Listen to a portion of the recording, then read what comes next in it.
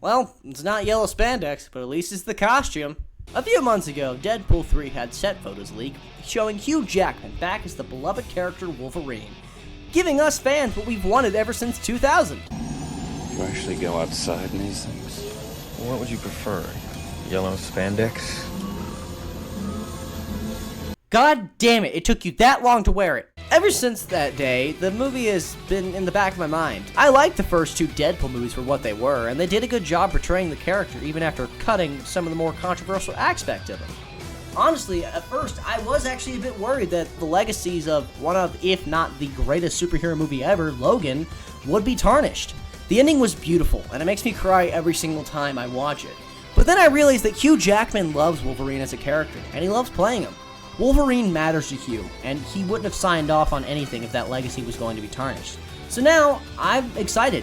I've grown up with the X-Men my entire life, as it's my dad's special interest. And his favorite character is Wolverine, so I know a lot about this world and these characters, especially Wolverine. Not as much as my dad, but I know a pretty good amount.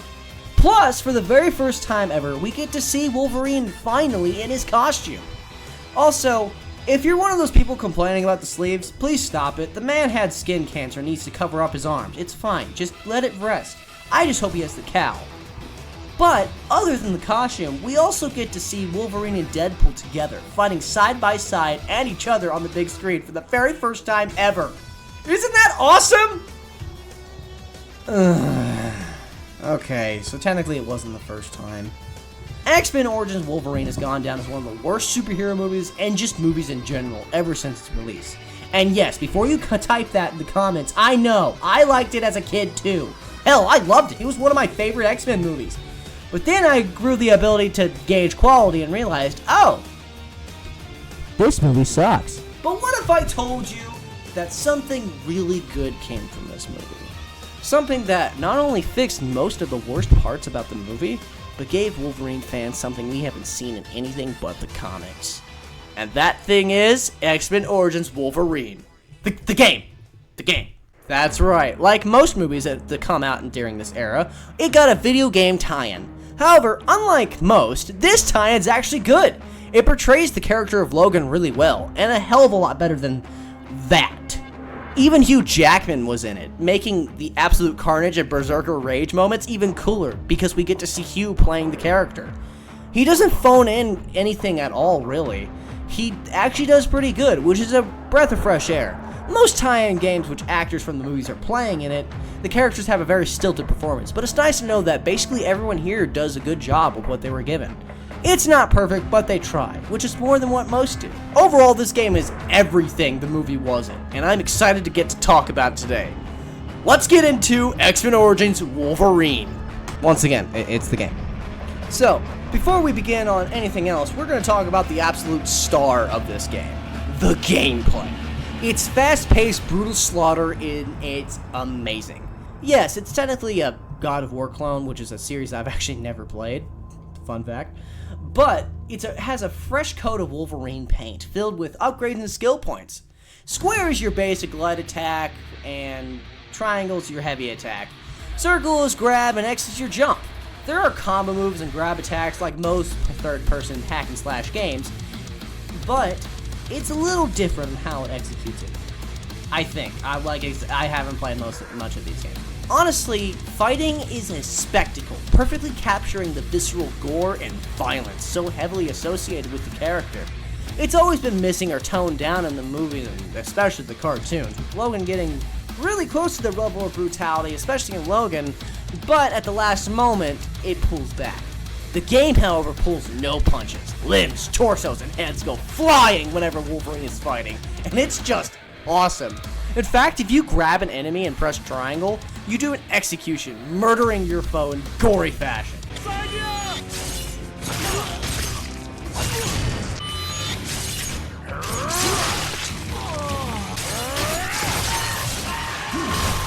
Jesus, he's really not letting out, is he? Sometimes I do admit, I feel bad, but then I get over it. Honestly, it's good that watching the combat is so fun, because it's what you're going to be doing for most of the game's runtime.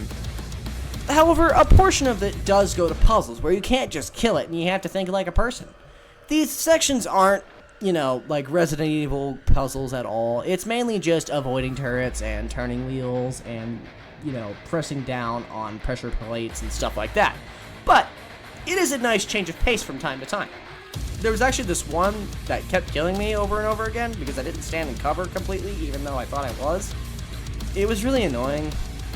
Logan also levels up in this game, unlocking skill points to spend on things like his vitality, claw damage, and even more combos and stuff. You also gain these rage abilities, allowing you to do Marvel vs. Capcom moves, and turn your claws red with rage. Don't ask me how that works. I don't know how that works. It's a nice little bonus, and I appreciate it. There's also a lunge that you can do that I do a little bit too much, as you'll see in the gameplay in the background. Like, it's probably my go-to move, because it's so fun to do, and he looks amazing while doing it. Honestly, this game is perfect at capturing what Wolverine looks like whenever he's fighting. Like, whenever I see him fight in the comics, this is what I imagine. It's perfect brutality. But everything can't be as great as the gameplay, because the story is kinda meh. Everything from the movie still happens, just in different fonts, to be honest. Except for two exceptions, the story is a step up from the movie, though. However, there are really long periods of time where you just witness the events that Logan went through whenever he's working with Stryker. They take place in Africa, and they are easily the worst parts of the entire game. It's just so much less interesting than the current time events. I find these points to be where I stopped when I was playing during the day, and I had to wait until the next day to actually want to play again. I have a feeling that the devs wanted to cut them out, but they were a bit important to the film, and they needed more stuff to actually have in the game, since the movie had little substance to go off of anyway.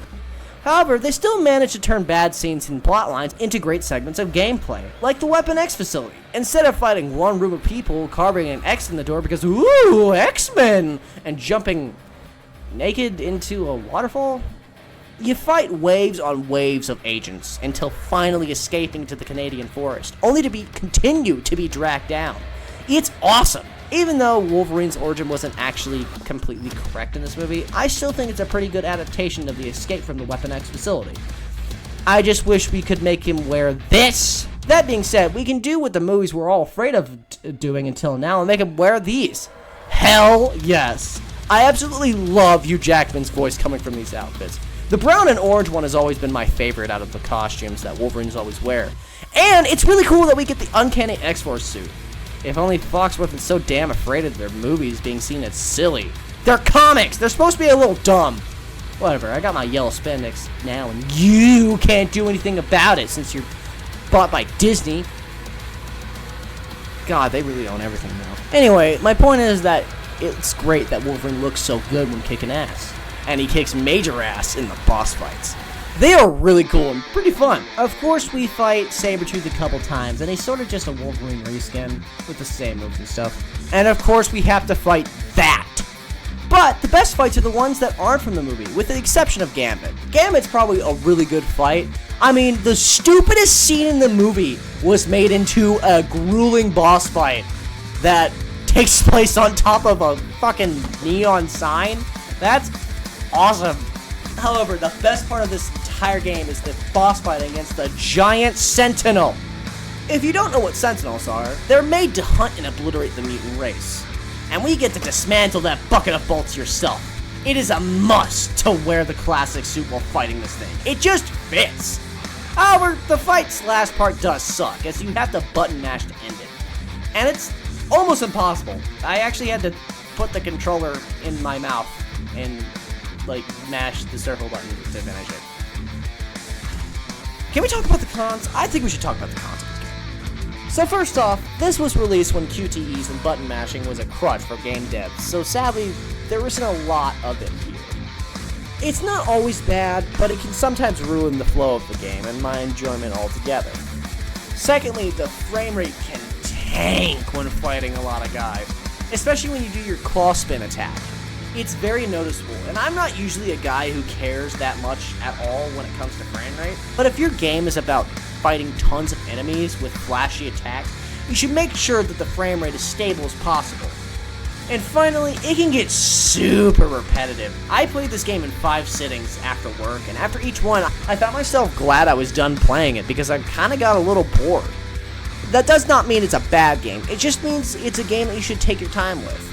I really like this game, but I had to play it a lot for this video.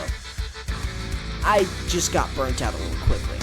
But that being said, that's all I really have for complaints. Oh, wait. You exist. I guess they really couldn't do anything about this since the movie had it. However, good God, I hate this boss fight. I'm glad I get to beat the shit out of this take on Deadpool, but good God, I rage quit during this boss fight because the amount of times I fell off the smokestack due to BS coming from the steaming pile of bad choices! But once I got my hands on him, ooh boy.